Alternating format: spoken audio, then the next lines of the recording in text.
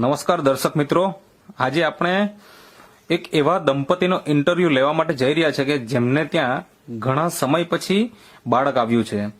તો આ બાળકનો જન્મ ખરેખર કઈ રીતે થયો અને એમના માટે કઈ સારવાર કરી એ આપણે એમના પરિચય સાથે જાણીએ. તો સૌપ્રથમ તો તમારો પરિચય આપજો. શું નામ છે તમારું? ભરતભાઈ શંભુભાઈ ગાયકવાડ. ભરતભાઈ શંભુભાઈ ગાયકવાડ. અને તમારું ગામ? વાસિયા તળાવ નિશાળ ફળ્યું. વાસિયા તળાવ નિશાળ ફળ્યું. એટલે તાલુકો કયો? વાસદાજી નવસારી. તાલુકો વાંસદા, જિલ્લો નવસારી. ઓકે. તમારું બેન નામ શું? સુશીલા. સુશીલા. ઓકે. તમે એમના ધર્મપત્ની થાવ.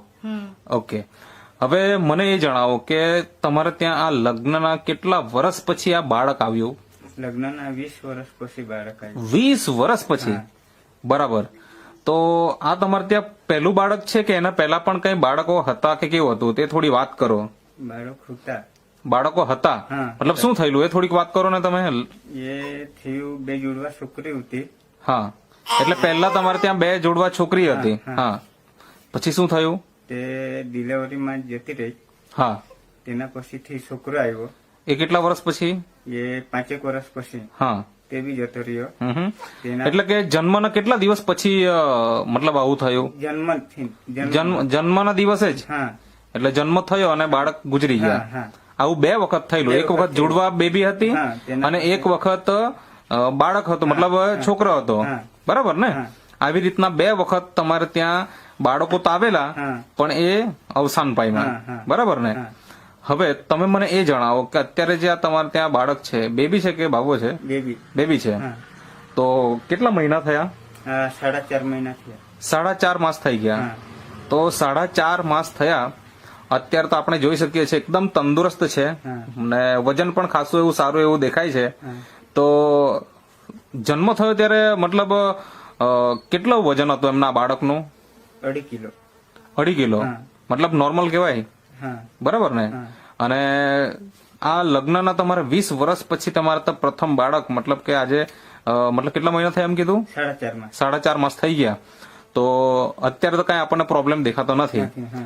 હવે જયારે 2 વખત તમારે ત્યાં આવી ઘટના બની હા. તો ત્યાર પછી તમે કોઈ સારવાર કરાવી કે પછી ડોક્ટરને કઈ અલગ ડોક્ટરને બતાવ્યું કે શું શું કર્યું એમ એ તમે થોડીક વાત કરો. દવા લીધી છે હમ. તો 4 માસ લીધી. એમાં રિઝલ્ટ આવી ગયું. ઓકે. કઈ વસ્તુ વાપરી? આ જે અહીંયા મૂકેલી છે આપણે દર્શક મિત્રો જોઈ શકીએ.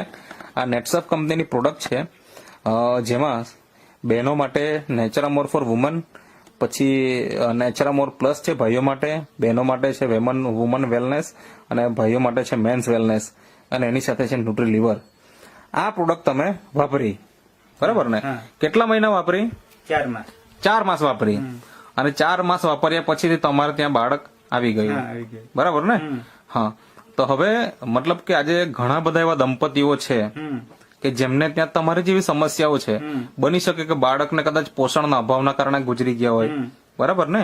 જન્મ પછી તરત જો અવસાન પામે એનો મતલબ એ જ થાય કે બાળકને ગર્ભમાં કદાચ બરાબર પોષણ નહીં મળેલું હતું. બરાબર ને?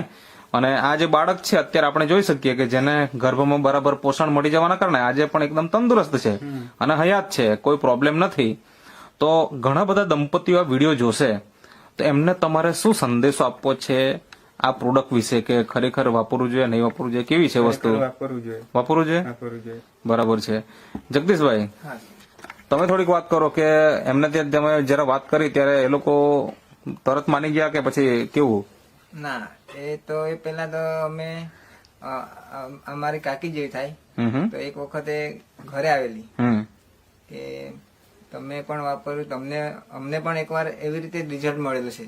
ઓકે. આ જ પ્રોડક્ટ તમારો ઓલરેડી આપણે વિડીયો લીધેલો જ છે, Already. તમારે ત્યાં રિઝલ્ટ આવી ગયું છે. બરાબર છે. આવી ગયેલું છે. હા. તો મેં કેમ ચાલો ને કાકા લોકોને પણ પ્રોબ્લેમ છે, હા. એકવાર વાત કરી જોવામાં પ્રોબ્લેમ શું છે એમ. હમ. તો વાત કરી હમ. ને એક દિવસે મળ્યા સાંજે. હમ. તો કે ચાલો ને એકવાર ટ્રાય કરી જોઈએ એમ. હમ. તે લોકોએ ટ્રાય કરી, હમ. વાપર્યું, તે લોકોને રિઝલ્ટ મળી ગયું. બરાબર છે. એટલે આ રીતના શરૂઆત થઈ. હા. બરાબર. તમે કેટલા મહિના વાપરી એમ કીધું પ્રોડક્ટ? 4 જ મહિના વાપરી અને એનાથી રિઝલ્ટ મળી ગયું. કેવી રીતના લેતા? સવાર સાંજ 2 ટાઈમ કે 1 ટાઈમ? 2 ટાઈમ. દૂધ સાથે કે પાણી સાથે? દૂધ સાથે. દૂધ સાથે. ઓકે. તો મતલબ કે શરૂઆત કરી અને તમને રિઝલ્ટ આવી ગયું. અત્યારે તો 4-4.5 માસ બાળકના પણ થઈ ગયા. તો 4-4.5 માસ દરમિયાન બાળકને કોઈ બીમારી કે કઈ એવું કઈ આવ્યું ખરું? કોઈ નહીં. કઈ નહીં, કઈ નહીં. મતલબ એકદમ તંદુરસ્ત છે. હા.